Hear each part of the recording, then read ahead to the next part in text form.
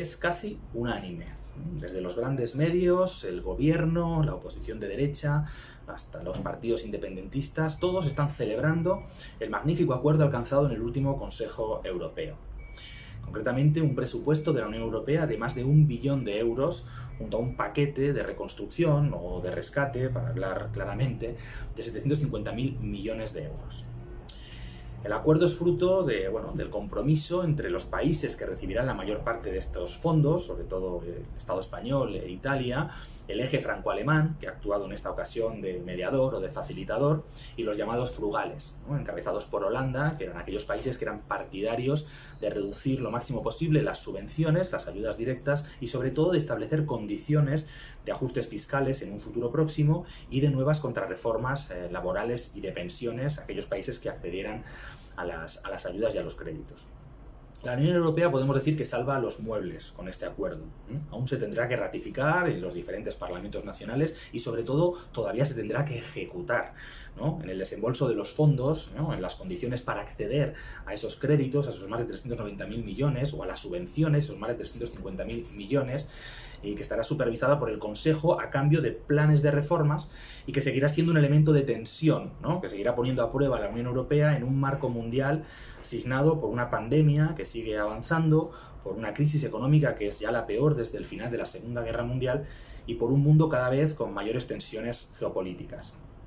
El gobierno del Partido Socialista y de Unidas Podemos presumen de haber alcanzado un acuerdo excelente. 140.000 millones, algo más de 70.000 de esos millones en subvenciones, que se recibirán en su inmensa mayoría, el 70%, entre el año 21 y 22. Es una inyección millonaria, sin duda, pero está muy lejos de lo que nos están vendiendo. Ni soluciona la quiebra a la que se está conduciendo a las cuentas públicas, ni mucho menos es una ayuda que venga exenta de condiciones, es decir, que venga exenta de una nueva agenda de ataques contra las condiciones de empleo, de pensiones y contra los servicios públicos. Para hacernos una idea, solamente este 2020 se espera que el déficit público alcance una cifra que es similar a todo lo que se recibirá de todo este plan de rescate europeo. Solo los ERTEs han costado hasta la fecha 35.000 millones, la mitad de lo que se espera recibir en subvenciones directas.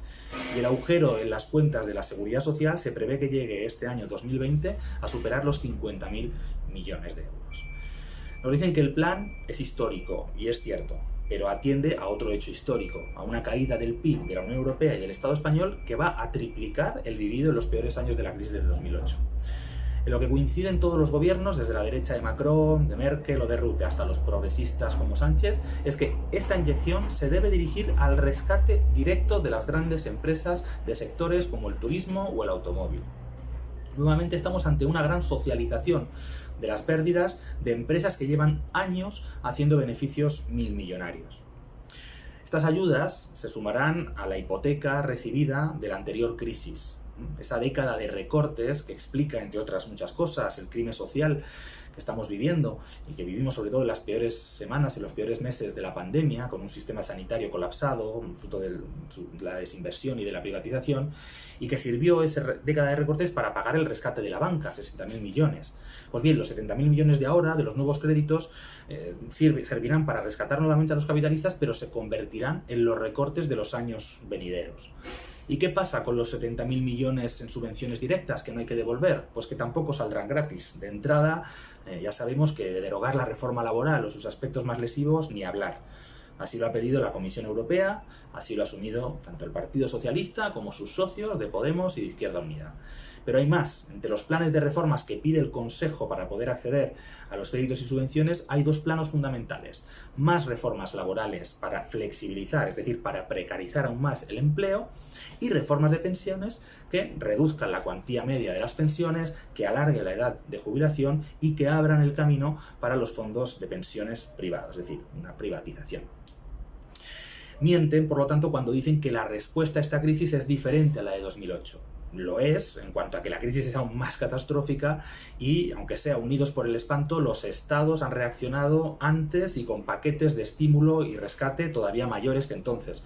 Pero el objetivo es el mismo, es salvar al capitalismo europeo y apuntalar la Unión Europea sobre nuestros derechos laborales, sobre nuestras pensiones, sobre los servicios públicos y, sobre todo, hipotecando a las futuras generaciones.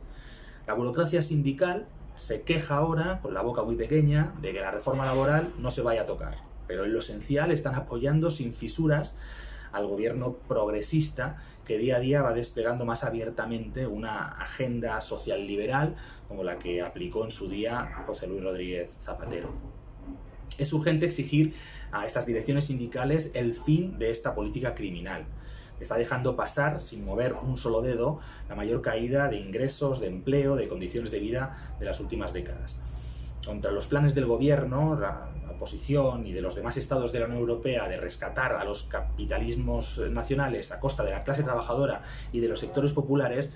es hora de luchar por un programa para que la crisis la paguen ellos, para que la paguen los capitalistas, por un programa con medidas como impuestos a las grandes fortunas y las grandes empresas que garanticen los servicios públicos, ingresos dignos para todos aquellos que se han quedado en la calle, pensiones dignas, por la nacionalización de la banca y de las grandes empresas estratégicas, así como de todas aquellas empresas que quieran cerrar o despedir masivamente, como estamos viendo en el caso de Nissan o en el caso de Alcoa, para que sean puestas bajo el control de sus trabajadores, garanticen de esa manera el empleo y se pueda llevar adelante una reconversión necesaria para producir aquello que necesitamos y poner coto a la crisis climática. Una alternativa anticapitalista y de la clase trabajadora, tanto a la Unión Europea de los capitalistas como a sus diferentes gobiernos. Una alternativa que sea tanto a la Unión Europea imperialista como a los cánticos que nos hablan de volver al Estado Nacional y que abonan todavía más el camino para el racismo y la xenofobia que la misma Unión Europea lleva años aplicando en el Mediterráneo, con sus fronteras, con sus leyes de extranjería o con sus CIEs. Solo una lucha hermanada con el resto de la clase trabajadora, con los pueblos del continente, por gobiernos que no sean los gobiernos de los capitalistas, sino que sean gobiernos de la clase trabajadora, y por los Estados Unidos socialistas de Europa, podrán abrir un horizonte progresivo ante esta histórica crisis.